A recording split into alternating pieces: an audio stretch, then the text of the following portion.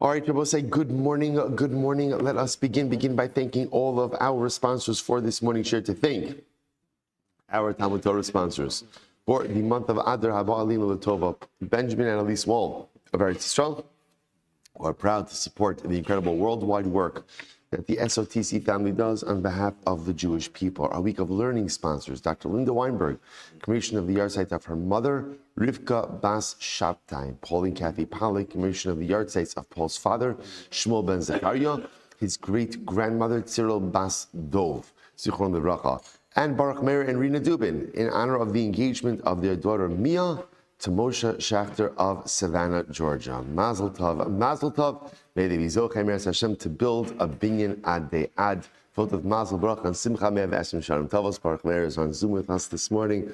Mazel Tov, Mazel Tov. And a Daf Yomi sponsorship today from Dr. Moshe and Ellen Gvant. With gratitude, thanks, and relief for the protection of the Ribbon Shalom during their unexpectedly longer stay in Eretz Yisrael, for their grandchild's wedding, for their safe return to their friends, family, and community in Baltimore. Dr. Gavant, welcome back. Welcome back. Baruch Hashem, a great zechus to see you in person. And Halavai, Miras Hashem, you should continue to travel for many more simchas. And Halavai, Miras Hashem, Am Yisrael and Eretz Yisrael should be showered with the Ribbon Shalom's Shmira, Hashkacha, and we should share Miras Hashem incredible besoros, Tovos, Brachas, Yeshuas, and Nechamas in the days and the weeks ahead. With that, do we have a journey today? Baruch Hashem. So today's daf is Samech Dalet 64. We are picking up Miras Hashem on 63b, Samech Gimel Amud Beis, 6 lines up from the bottom. Amar Rabba. Shavuos, if you remember again, so we had in our Mishnah a machlokes about the carbon Omer. Machlokes Rabbi Shmuel and Chachamim. Rabbi Shmuel said that if you bring the Omer on Shabbos, you harvest only what we call 3 sa'ah in order to make 1 isaron of barley flour. But during the week, you would harvest 5 sa'ah. The Chama, on the other hand, holds you always harvest 5 sa'ah. What came out at the end of yesterday's sugya, according to Rabbi Shmuel, was that halacha l'maisa, to whatever degree we can minimize malachas on Shabbos. That's the idea. Even though, again, so by harvesting 3, what you're doing is you're doing 1 malacha more repeatedly, because you're going to have to sift the flour over and over and over to get it to be fine flour. But at least you're only engaging in repetitive 1 malacha, the repetition of 1 malacha, as opposed to if you harvest additional wheat, you're engaging in multiple malachas multiple times. So that's the shita of Rabbi Shmuel. Okay, so now the Gemara says like this. Amar Rabba.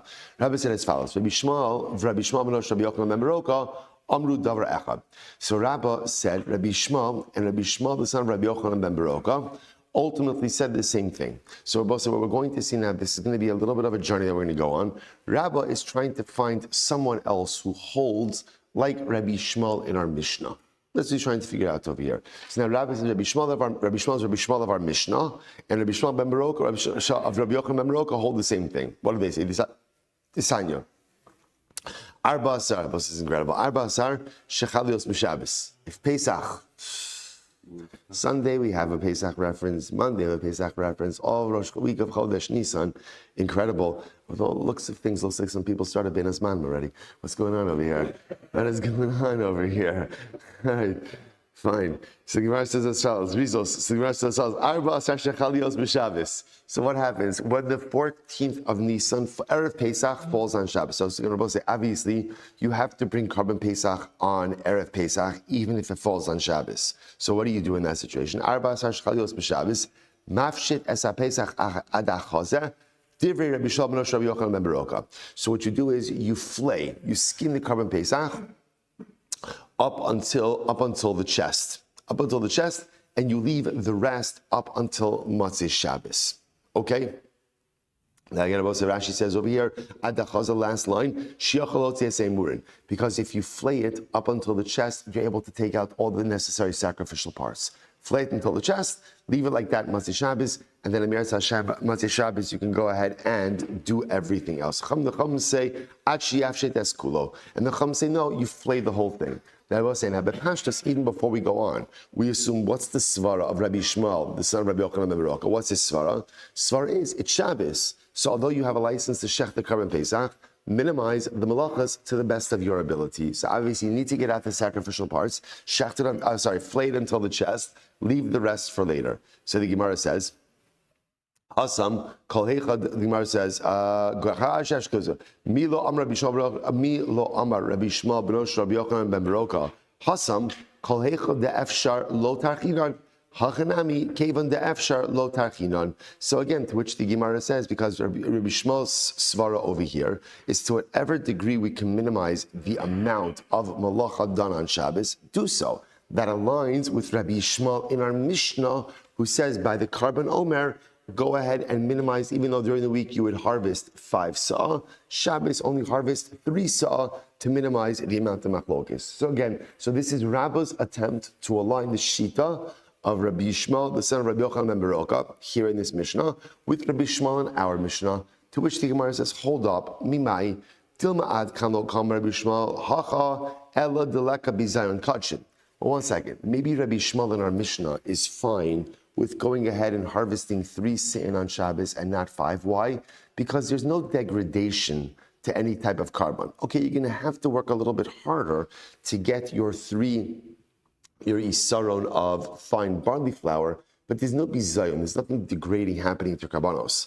On the other hand, of al-hasam, kevan de'ika bizayon kachim, tap of samach dalid. But over here, Abba say again, remember, flaying the animal and leave right up until its chest, and leaving the rest unflayed is a very non-dignified way to leave a carbon. So therefore, we'll say top of Psalm 64a.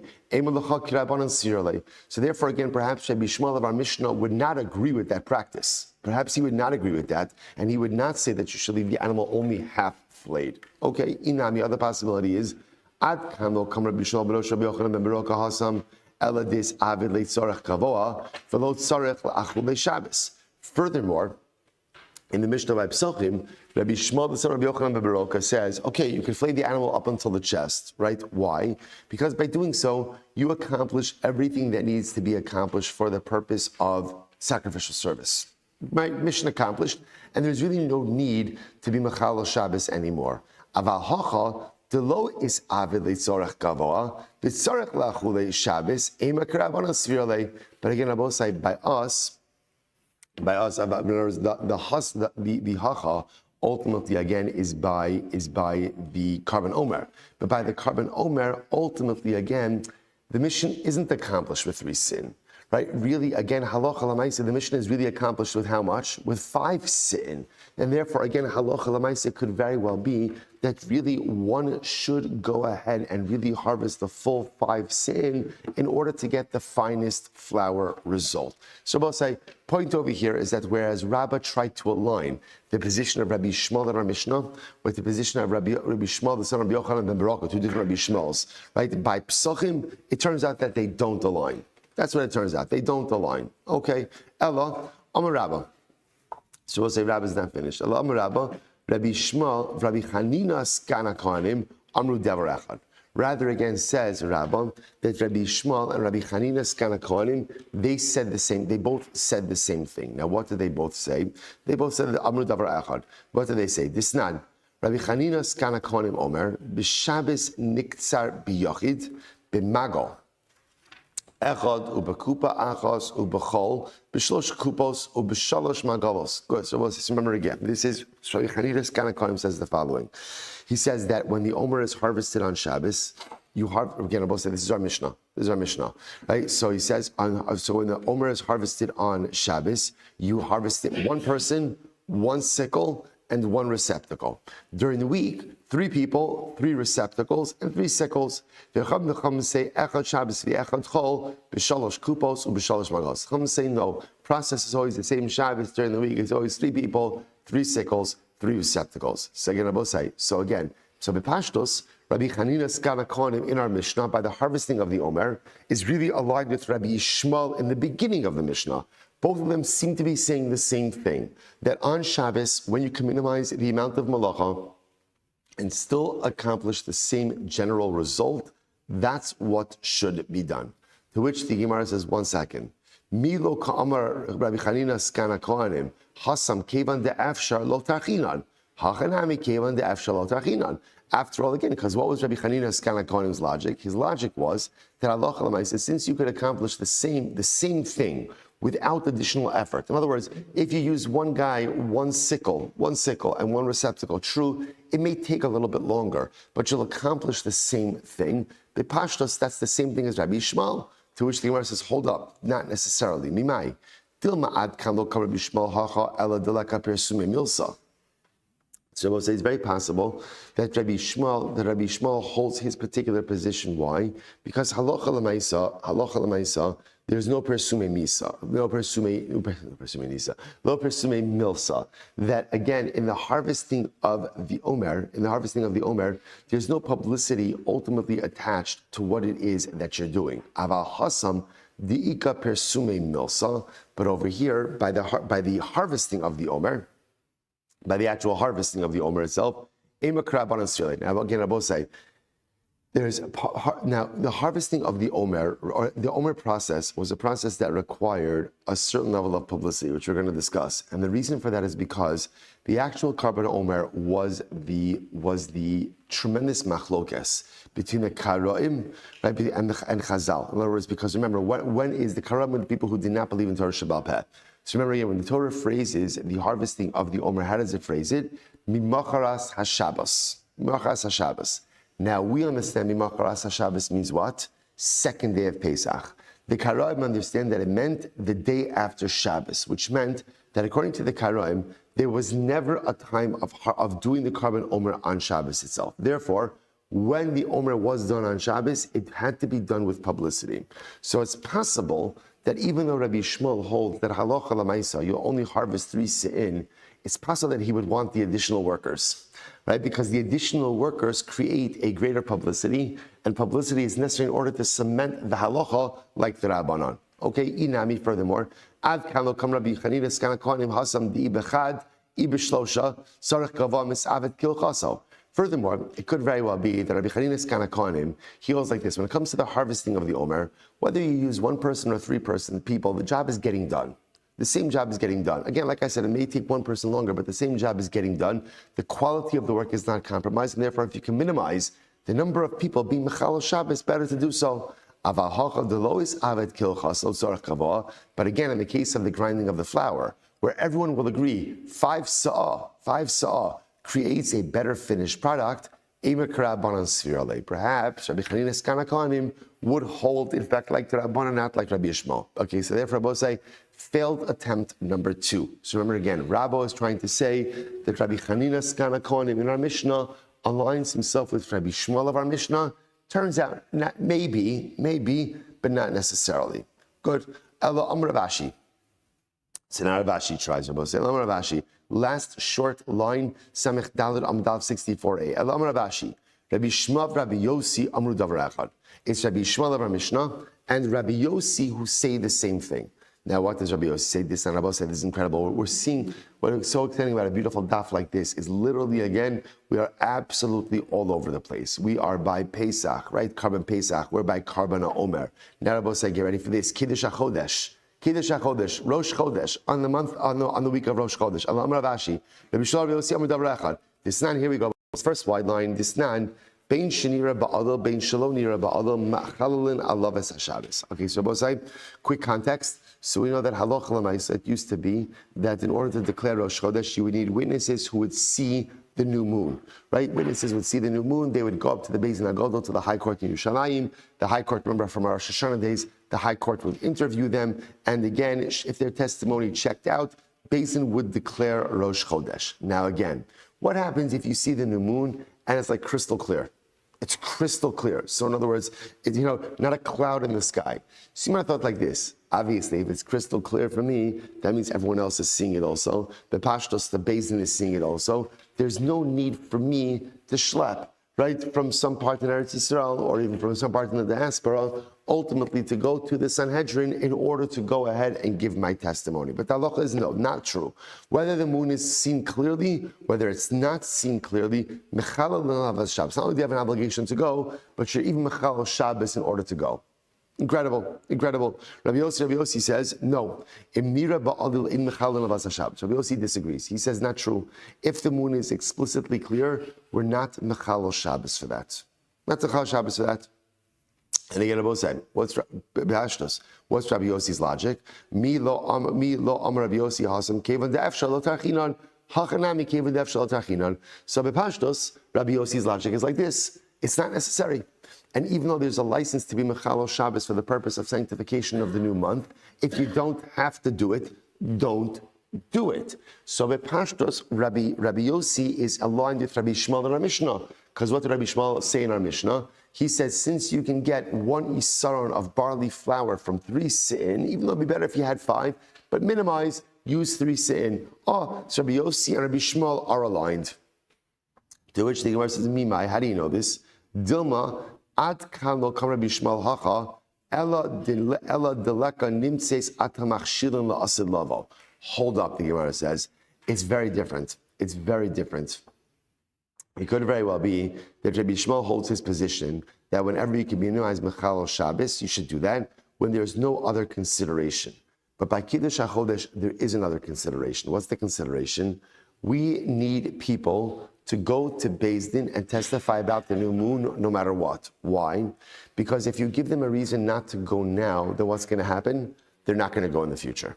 So again, and because everything in Yiddishkeit is based on the calendar, if you tell people, if it's seen clearly in the sky, you don't have to go. Nimtseis ata machshil nasalav. You're putting an obstacle, a stumbling block in front of them for the future. Aval hasam, but over here, over there, the nimtseis ata machshil nasalav. But again, in the case of the Omer, where there's no obstacle, right? There's no stumbling block. So that's Rabbi Shmuel says, look, if you could get the same result with minimized Chilul Shabbos, i.e. use 3 sin instead of 5 sin, go for it. Aval Hassam, but over there is the case of Kiddush HaChodesh. The Nim says Atamach Shilin La'asad Lavo, where again there is a real concern. There is a real concern that if you start telling people not to go because everyone saw the moon anyway, you may literally be creating a stumbling block for the future. Ema Kirabanan Sirale. It's quite possible that Halacha L'Maisa, they hold like the Rabbanon, or Rabbi Yossi holds like the Rabbanon, not like Rabbi Shmuel. Inami, furthermore, Ad kan lokam Rabbi Yossi hasam ela delaka tzorach gavoa v'lo nitna Shabbos lidchos. Furthermore, again, I will say, remember again, Rabbi Yossi says, in his case of Kiddush HaChodesh, there's no what's called tzorach gavoa. Right? There's no tzorach gavoa. In other words, it's not a carbon. And there's nothing particular about Kiddush HaChodesh inherently that allows for the dispensation of Shabbos. Right? There's nothing inherently built into that. Aval hacha, the ikat tzarech gavoa, v'nitnu Shabbos ledchos. But by the Karban Omer, where ultimately, again, it is a sacrificial service, and because it's a communal sacrificial service, Shabbos is meant to be set aside for the performance of this mitzvah. It's possible that he would actually hold like the Rabbanan. Okay, so once again, now Rav Ashi tried to find a chavrusa for Rabbi Shmuel of our Mishnah, didn't quite work out. Excellent. Amar Rabba. Skipped. Itmar. Shachat shtei chatos shel tzibur. So this is an interesting case here. Person went ahead and checked, and now you're going to see it's still related to the same general topic of minimization of Chilul Shabbos. So, what we begin to see over here, the theme, right? Rabbi Shmuel's whole shita clearly is that even when you have a license to go ahead and do something on Shabbos, I don't want to use the lashon of bimachal Shabbos, because remember again, if you have a license, it's not chilul. But when you have, but we'll just use it just for illustrative purposes. When you have a license to bimachal Shabbos, Rabbi Shmuel's whole thing is still minimize the amount of Chol Shabbos. That's his svar. Try to minimize to the best of your ability. Se'itmar, the Gemara says, Shachat shtei chatos shel tzibur ve'eno tzarech ela achos. Listen to this. Let's say you ended up shechting 2 chatos on 2 chatos tzibur. Rashi says we could go on echad min sirei avodah zara v'sirei regel b'Shabbos Shabbos regel. So you ended up shechting 2 chatas offerings on Shabbos. Now, again, there's no matter case where you're allowed to bring this carbon on Shabbos, but you only needed 1, not 2, and you shechted 2. What's v'haveinu tzarech elo achos? Amar Rabba v'yitim Rabbi Ami chayev al hashniya upater al rishona. Ultimately, again, you're chayev for the second one. you're chayiv for the second one, but you're pater for the first. Take a look at Rashi. Rashi says over here, chayiv al hashniya. Chatos the shogi kasavar mutter the shachta mishabes. However, shal tzibur v'tad the chayv in the shachtas rishon su lo chazi haylet tzibur. Now again, we're talking about a case over here of shogeg, right? There's nothing intentional that's happening over here. Reuven thought he was doing a good thing. He shechted 2 chatas offerings. It turns out you only need 1. So the first one is valid. Second one is going to be chayiv. He's going to be chayiv a chatas for accidentally shechting an unnecessary chatas. Okay, good. Says the Gemara, Amar Rabba, good. Interestingly enough, and this is true, even if it turns out that he ended up using the second one. In other words, let's say halacha lamaisa, there ended up being something wrong with the first one, or the blood of the first one spilled, so you were no longer, before Zrika, you weren't able to use it. So even if it turns out that he utilizes the second one, he's still chayiv achatas for the second one. Why? Rashi, look at Rashi just a moment. Rashi says chayiv v'afilin is kaver b'shniya. So for example, even if let's say the blood of the first carbon ended up spilling before Zrika, so he ends up using the second one. The sof lo keeper el b'shniya u'shniya nami hoyel uba keeper liftra le'afilochi chayiv ashniya pater yishona debasar shchita azlinan. And again, I will say, so listen to this. So here's the case. One more time. I end up shechting 2 chatos, 2 communal chatos offerings on Shabbos. Only needed 1. So the X is accent. So that's talacha. The first one is good, right? I'm pater for the first one and chayiv for the second one. Not only that, but even if I end up using the second one for sacrificial purposes, let's say the blood of the first one spilled, I never got to do srika, I'm still ultimately chayiv for the bringing of the second one. What's the logic there? The logic is because everything is determined at the time of the shechita. And since at the time of the shechita, the second carbon was unnecessary, therefore there is liability for that. Not only that, even if it turned out that the first one was kechusha. Now, we'll say kechusha means it's a weakened animal. Because it's a weakened animal, again, already there was concern that it may not be fully fit for sacrificial service. Even with all that, there is still liability for shechting the second one. So the Gemara says, did Rabbi actually say this? Rabbi said, if you had in front of you 2 karbanos, one was zaftig, right? One was large, right? One was right fattened up, and the other one was weakened, right? Now again, I will say, whenever you have a weakened animal, there's always a concern that there's going to be something wrong with that animal and make it unfit for sacrificial service. In general, there's another klal, which ultimately means that you shouldn't offer up a weakened animal to HaKadosh Baruch Hu. You should offer up a nice-looking animal to HaKadosh Baruch Hu. Shach, so what's the halacha? Shachat shmeina v'yachakach shachat kehusha chayiv. If you shech the fat animal and then you shech the skinny animal, you're chayiv. Now, what's the logic behind that? Because halacha l'maisa, you're going to use the fat animal, not going to need the skinny animal. Therefore, the second one is an unnecessary act of slaughter. However, kechusha v'yachakach shmeina pater. Ooh, but listen to this, also have a contradiction. But if you first shechted the skinny one and then you shechted the fat one, you're pater. Now, b'pashtos, the reason for that is because you're going to use the fat one over the skinny one. For lo, not only that, not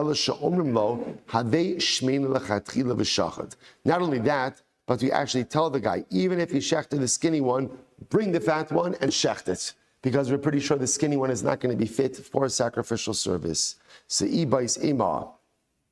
So, how do you reconcile these 2 rulings?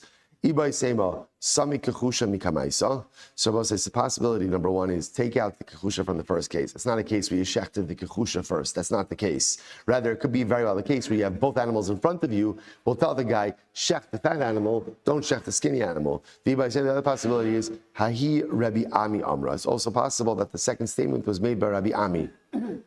Rabbi Ami. Okay. Amri Rabbi Ravashi. Nimseis Harishon Kechusha B'Meime Ayin Mahu.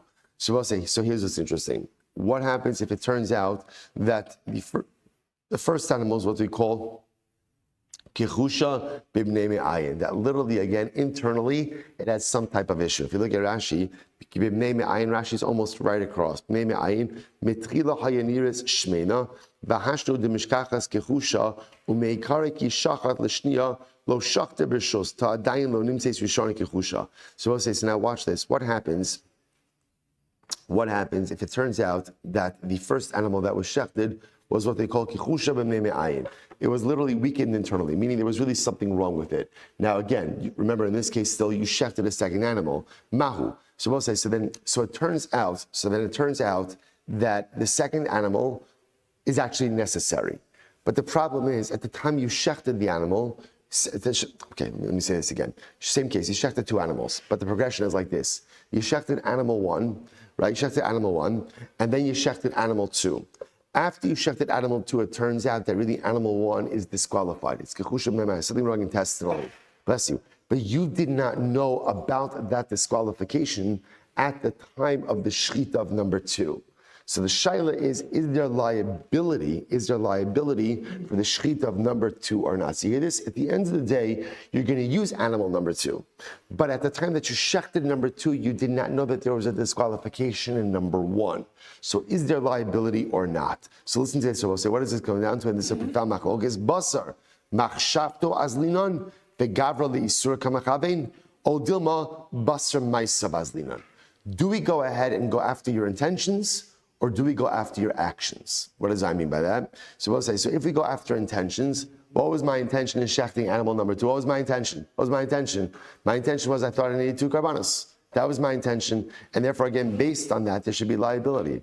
Or do we just look at actions? Now again, I will say, if we just look at actions, then how does this case look? It actually looks good. Why?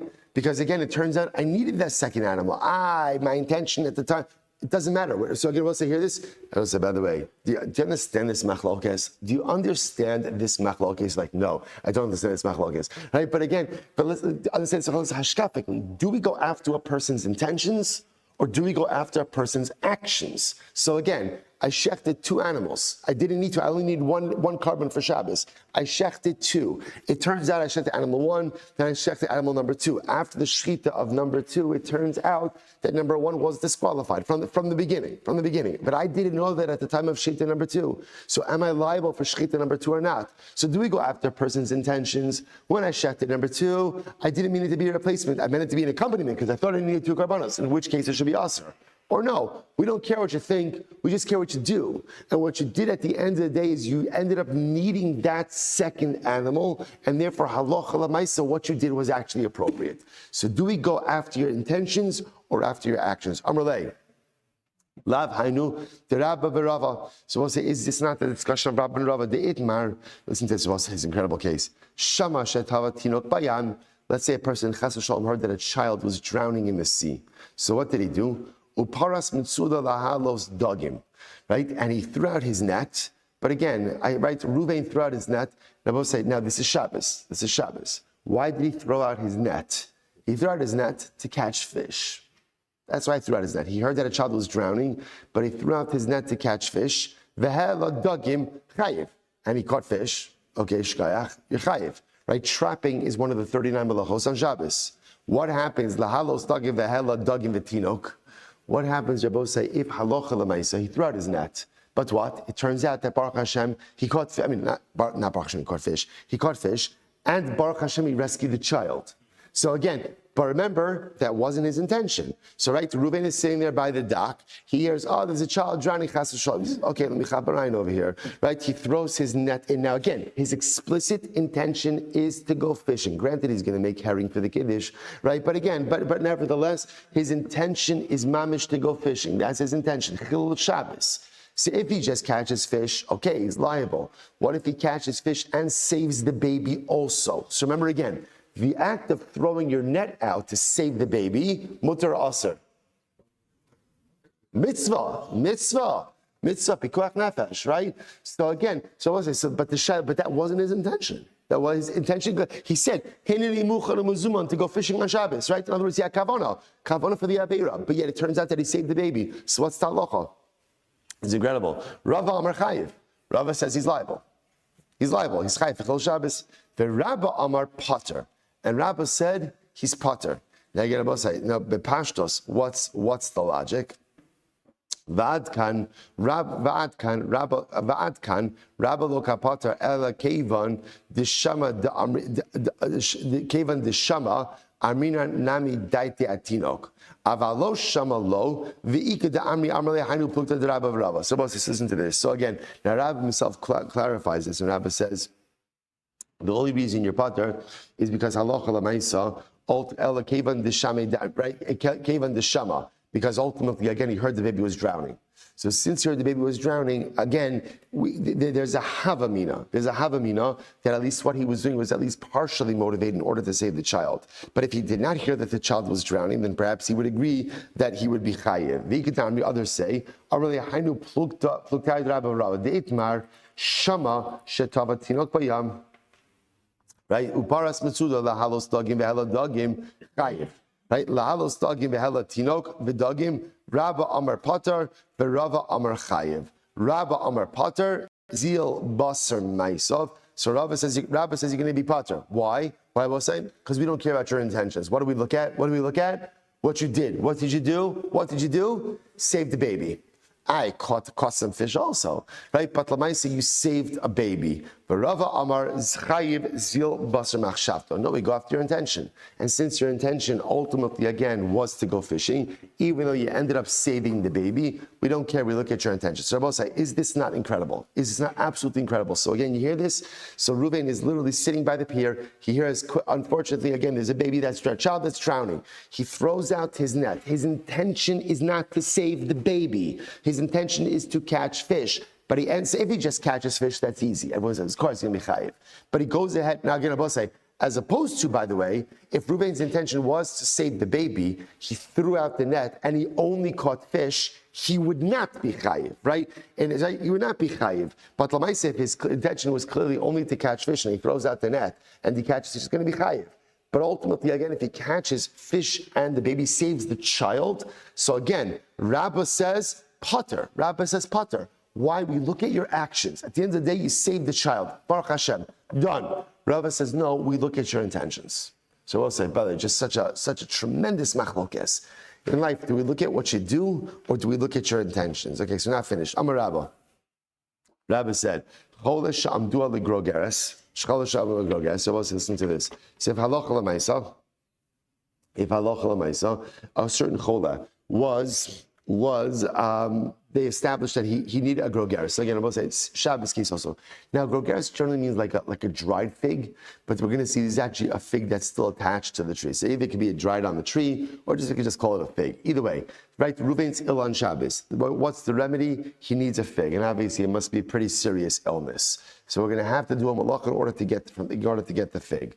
Now again, I'm going to say how many figs does he need? He needs one fig. Baruch Hashem, all he needs is one fig. And what happens? So let's listen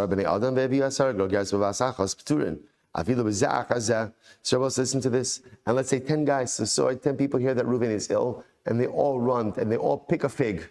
Right? They all pick a fig, Baruch Hashem, it's beautiful results. So again, they're pater. They're pater. Why? Because again, each of them acted within the confines of the law. Even though it turns out that 9 of them, this is something that was unnecessary, but at the time that they did it, it was necessary. And obviously, no one knows about what the other is doing. Afilu kodem vehivri berishona. By the way, even if somehow Reuven makes a miraculous recovery before the first guy ever gets him the fig, they're all pater, which makes perfect sense, right? Because they're all acting within the confines of the law. Boy Rava. Rava says as follows: Chola shamdua l'shtei grogeres v'yesh shtei grogros b'shtei oktzin v'shalosh bo'okatz achos. So this is fascinating.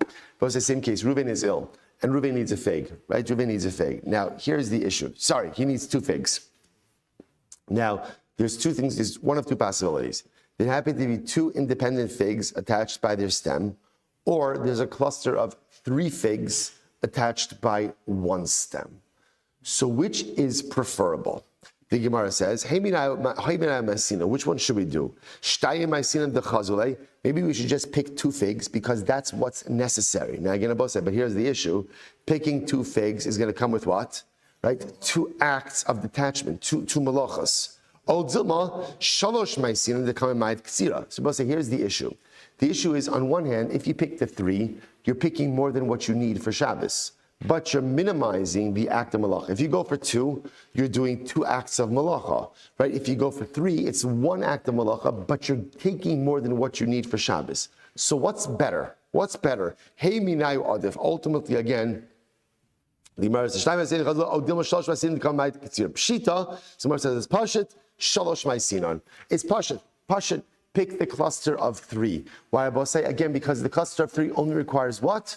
1 act of malacha, 1 act of detachment, 64b. The ad kan lo kam Rabbi Shmuel Hasam, ella dichim memai b'achila. Because we'll say, remember again, this is all looping back to Rabbi Shmuel and the Mishnah. What did Rabbi Shmuel and the Mishnah say? So harvest a smaller amount of wheat or barley, right? Only harvest 3 si'in on Shabbos, because you can get what you need from 3 si'in as opposed to harvesting 5 si'in, even though again that makes it easier. Even Rabbi Shmuel said, you only minimize what? Hasam ela dichi mema'id ba'achila kama ma'id kitzira. Because Rabbi Shmuel's logic is like this: minimize the amount of wheat, of barley you're going to use. Why? Because less barley, less reaping. And by only taking 3 si'in as opposed to 5 si'in, you're doing less malacha. Aval hacha dichi kama ma'id ba'achila kamafsha kitzira. But over here, if you minimize the amount of consumption, i.e. only go with 2 figs, what are you doing? What are you doing? You're increasing the amount of malacha. That doesn't make any sense. Vaday shalosh maisinan. You certainly take the cluster of 3. So you're going to both say, halacha l'maisa. The Gemara is saying, in this case, even though on Shabbos, we're careful not to do more than what is necessary for the cholah, but if it's a case of 2 acts of ketzira, 2 acts of detachment for 2 figs, versus 1 act of detachment, of harvesting for 3 figs, of course, we'll go with the minimization of malacha, even though you're getting more figs than what you need for the cholah. They both say, by the way, how do we paskin in the case of the net? Because this is an important yesod just in life, right? Because it's not just halacha l'maisa, but again, also like, what's more important, machshava or maisa? What is more important, machshava or maisa? So as I say, listen to this. Listen to this. The Gemara says, so the Shulchan Aruch says, this is an Arachaim Shin Chaf Ches, Hilchos Shabbos, Shin Chaf Ches, Halacha Gimel. Kol Azaris L'Chalo Shabbos B'Davar Sheish Bo Sakana. So right, whoever is Mechalo Shabbos in a matter of sakana, life and death, Harei Meshubach.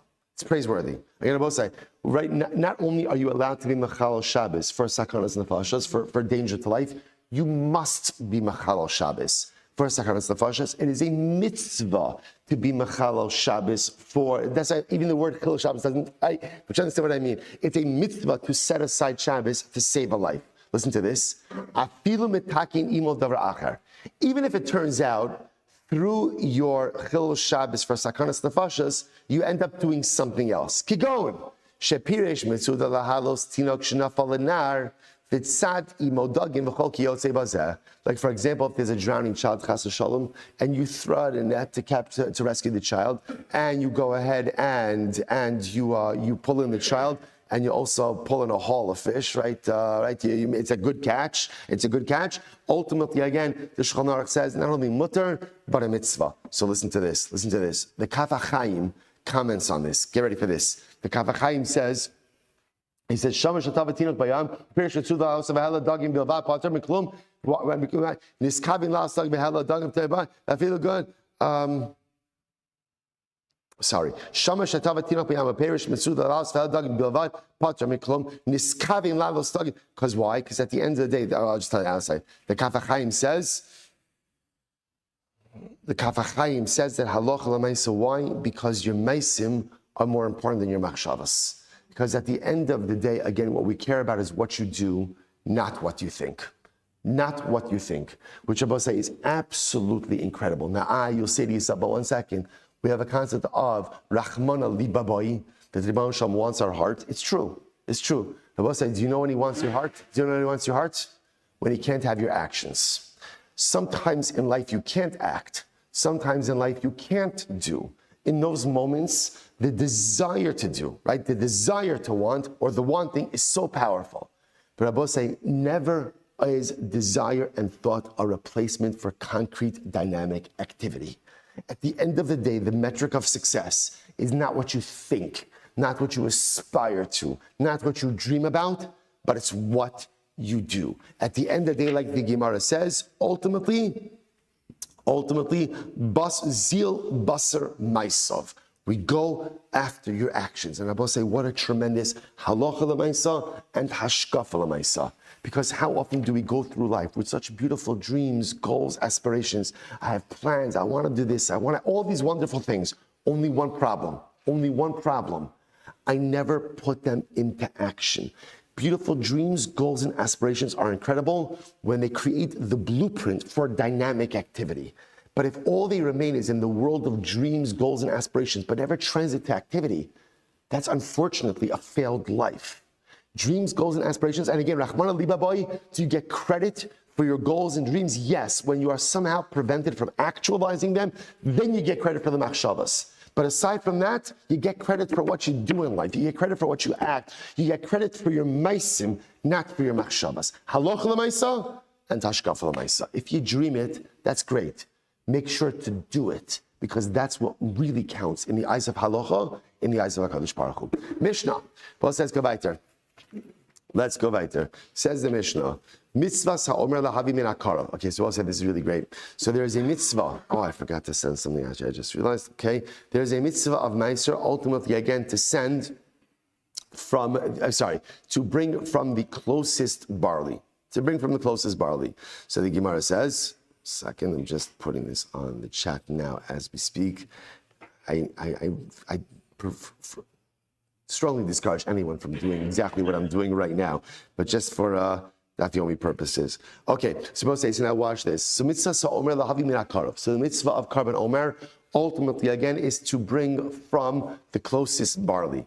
Lo biker hakarav, so the Yerushalayim. We'll say, what happens if the barley closest to Yerushalayim did not yet mature? The crop didn't ripen. So what's the halacha? Mevi'in oso mikol makom. Then you can bring it from wherever you want. Right? In other words, we'll see why you should bring it from the closest place, but if the barley is not ripe enough close by, you can bring it from wherever you want. Ma'aseh sheba omer migagos srifin u'shtei alechem mibikas ein socher. And one time it happened that halacha l'maisa, the barley close to Yerushalayim was not ripened, so they had to bring barley from gagos srifin and shtei alechem ultimately again from bikas ein socher, which were far places. Now, both say, if you'll notice, by the way, on the map that I just WhatsApped you, on the map that I just sent you, so you can see over here, again, we're going to talk about this more, but you can see the location of these two places. So again, Ein Socher is between Shechem and Yerushalayim, and Gagos Srifin is between,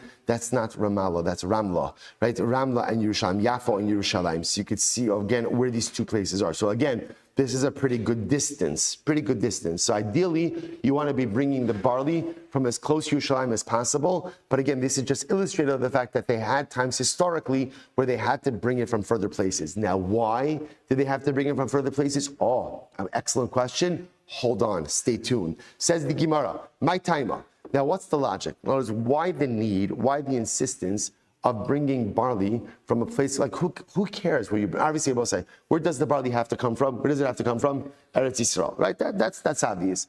But once you're in Eretz Yisrael, who cares? What does it matter where the barley is from?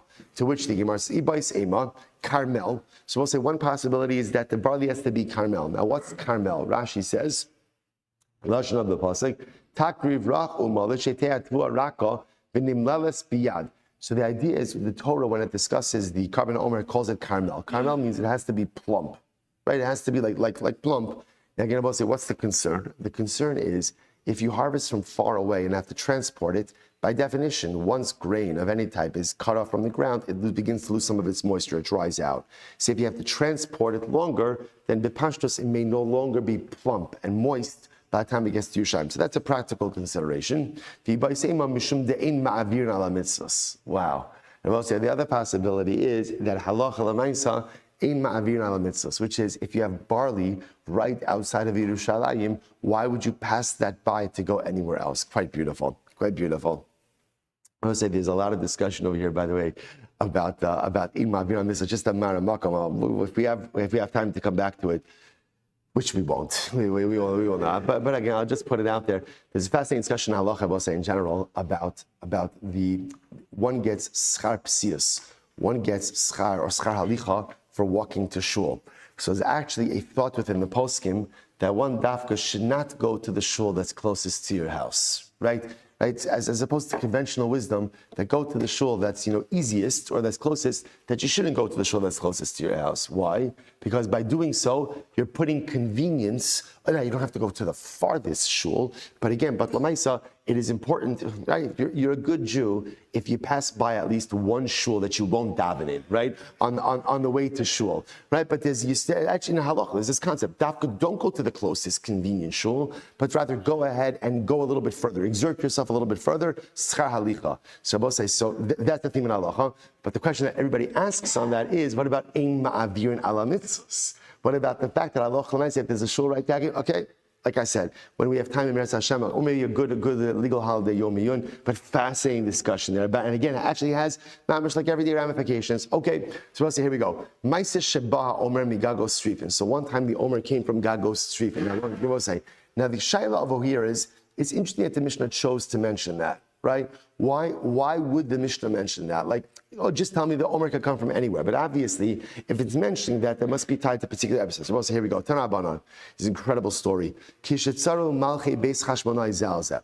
So in the aftermath of the Hanukkah story, something fascinating happened, which is we know the heroes of the Hanukkah story were the Maccabim, the Chashmonaim. They were a family of Kohanim. Now, they did something quite fascinating, which is after the Hanukkah story, they also took over the monarchy. Now, again, why is that notable? Because in Judaism, remember again, there is a split between religious leadership and political leadership. Religious leadership comes from Shevet Levi. Political leadership, monarchy, comes from Yehuda. So there's a big machlokes Ramban and the Rambam about whether or not the Chashmonaim did the right thing by taking over the monarchy. One thing is clear, which is it doesn't end well. It doesn't end well, right? There's a split in the Hasmonean kingdom, and this is the story. One time again, literally again, the Hasmonean kings were fighting with each other. Who was going to have rulership? And what happens? And one of the Hashmonai kings, whose name Jewish, Horkinos, was outside of Yerushalayim. Aristobulus mibifnim, and Aristobulus was inside. So these were two Jewish Hashmonai kings fighting over the kingdom. Aristobulus was inside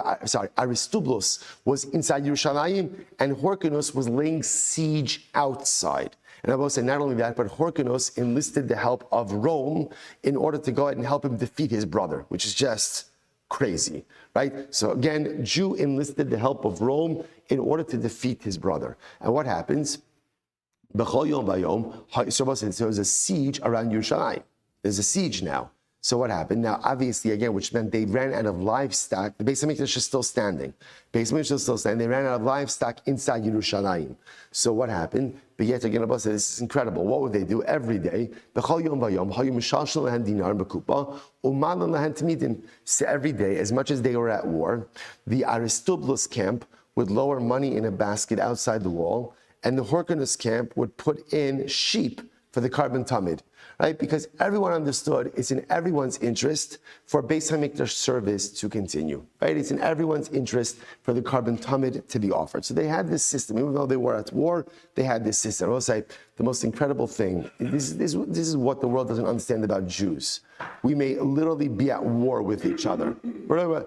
At the end of the day, there's always some bond that keeps us together. So brother is literally fighting against brother, enlisting the help of Rome in this war.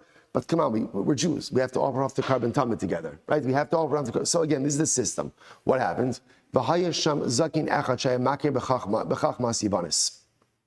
was a certain elder. Now again, I will say this elder was inside of the city of Yerushalayim. He was inside, but apparently his sympathies lie with the Horkinos camp. So what did he do? He was versed in Chachmas Yivanis. Now, in this context, Chachmas Yivanis, Greek wisdom, meant that he knew like hand signals, how to signal certain things without talking. So what did he say? See, he signaled to them, signaled to the Horkinos crew outside of Yerushalayim. As long as the Beis Hamikdash is standing and they're doing the avodah, Horkinos, the city of Yerushalayim, will not fall to Horkinos. Aristobulus has the upper hand. Lamachar saw again, so once they heard this, Lamachar, Shalshalan dinar, so the same process occurred. So again, the Aristobulus camp lowered down money in a basket, And what happened? V'halu lahen chazer. But this time, instead of putting a sheep in the basket, the Hyrcanus camp put a chazer in the basket. Once they raised that basket to halfway up the wall, what happened? The chazer stuck its hooves. It's literally, it's like not claws, but whatever, it's nails into the wall because it didn't want to be hired up. And the land of Eretz Yisrael shook for 400 parsos. So also, because again, remember the thought of a chazer being raised up into the city of Yerushalayim. The thought, right? The chazer is the paradigmatic example of tumah. The thought of that being raised up into the city, holy city of Yerushalayim, literally caused the entire Eretz Yisrael to shake. In that moment, they said, chazer. Cursed is a person who raises chazerim. A Jew is not allowed to be a pig farmer, not allowed to do it. Ultimately, again, cursed is the person who teaches his sons Greek wisdom, because it was Greek wisdom that allowed for this to happen. And not only that, and it was in that time that we learned Maise Sheba Omer Migagos Srifin Ushtei Lechem Mibichas Ein Sochar. Ultimately, again, and they said in that moment, that's when they had to bring the Omer from Gagos Srifin and the Shtei Lechem, ultimately again from Ein Sochar. Now again, I both say, what was the issue? What was the issue? This is incredible. Why couldn't they bring the barley, right, and the wheat from outside of Yerushalayim? Rashi says, Al Osa Shah Sha'osna Chayal Sechrivu Kol Sivil Yerushalayim. Because both listen to this. Because the armies of Hyrcanus, which laid siege to Yerushalayim, burnt down all of the fields surrounding Yerushalayim. It was a scorched earth policy. They destroyed everything around the city, right? In order to go ahead and deprive Yerushalayim of its resources, they went ahead and they literally burnt down. So because there were no surrounding fields of barley or wheat next to Yerushalayim, they had to bring the barley and the wheat from a more distant place. So both say, the story is not over. The story is not over. But we have to stop today. Right? Emir Hashem, to be more tomorrow, wait, Mordechai Tzaddik is going to make an appearance in Emir Hashem tomorrow's daf. Emir Hashem, Purim, Pesach, worlds are colliding. Emir Hashem tomorrow. Stop here for today. Tremendous start to the week. Shkayach, everyone. All right, everyone, have a great day.